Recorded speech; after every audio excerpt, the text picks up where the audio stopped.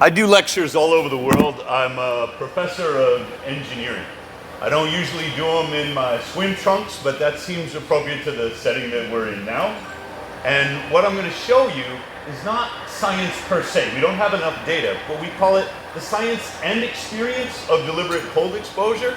In our journal, I'm going to show you some of the experiences, which is a prelude to the science. The presentation is called Ice Meditation because we've talked to a number of people and made a number of observations about the benefits psychologically for what's happening when you're in the ice bath. You should know that cold water is one of the standard stress experiences that psychologists use to measure their subject's stress response. It's called the socially evaluated cold pressure test. And they just put a hand in ice water. Could be the right or the left hand, but they just put one hand in and they see how long the subject can withstand it before they have to withdraw it. They'll measure the heart rate, the breath rate, they'll measure perspiration on the opposite hand. And 30 seconds, a lot of people consider torture. Many of you just did more than 3 minutes. So the question is, why is cold water the standard psychological stress test? And what's the difference between these subjects that are only doing 30 seconds and you, who just did 3-4 minutes? The answer, we think, is the story you tell yourself. I'm going to show you the same woman. This is Nicole. She's a former student of mine. Same woman, two different experiences of the ice bath. One in which she's what we call fighting the cold, and the other in which she's relaxing or surrendering to the cold. Nicole is a bikini model. She's into bodybuilding. And her first approach was, I'm going to do this. I'm psyched. I'm tough. And she is tough. But she can barely stand to have her waist. She's waist deep now, lower half of the body, and she can barely keep track of what's going on with herself. You'll see her at one point, she's shaking her head no, even though she's smiling. And I'm coaching her a little bit and I'm saying, can you go down to your armpits? You can do this, breathe and relax. She will shake herself no, and she will get up out of the tub. And then we showed her my daughter. They're friends. My daughter's about the same age as Nicole.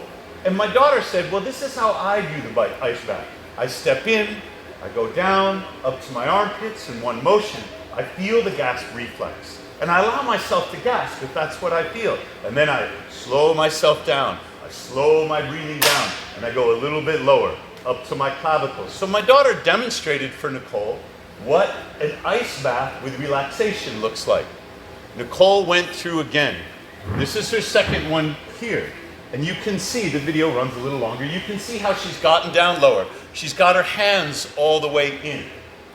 She's no longer peripatetic. She's not moving around, she's not spazzing out, she's no longer panicking. What's the difference between Nicole on the right saying, I can't do it, I can't do it, and Nicole on the left saying, I can't do it, I can't do it, and Nicole on the right figuring out a different way to put herself through the stress? I agree with Kelly McGonigal. Kelly McGonigal is a psychologist at Stanford. She did this talk, How to Make Stress Your Friend. It's a very popular TED Talk. And Kelly says that the belief you hold is more important than the experience you just had. When you believe that the stress is killing you, it kills you. When you believe that the stress can make you stronger, it makes you stronger. So at Morosco Forge, we say the story you tell yourself is more important than the experience that you had. And this is why the coaching helps. This is why the way you're narrating your own experience helps. And then we got some data. These are two people. The man up on the top, we're using the Muse headset. The man up on the top is a very experienced meditator. The woman at the bottom, she's video recording the presentation, not a lot of experience. The man up at the top, warm and dry on land. And here he is in the active and the neutral and the calm zone of his brainwave. He spends a lot of time in neutral and he can get himself down into calm. The woman shows the same pattern. This is warm and dry.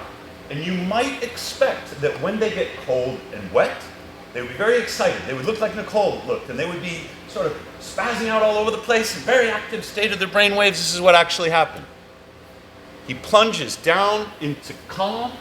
He stays there for almost a minute. He only gradually comes back out into neutral. He's hardly ever inactive. This is the experienced meditator. He knows what he's doing. This is the inexperienced meditator. She again plunges down into calm, gets a little bit excited, comes back down into calm, and now she's doing great. In the cold and wet, she'd never experienced brain waves that were this stable and this calm when she was warm and dry. But then something happened. Well, it turns out my patio, where I keep my porch, is right by the railroad bridge. And here we are having this great experiment, and she's doing wonderfully calm until the freight train goes by.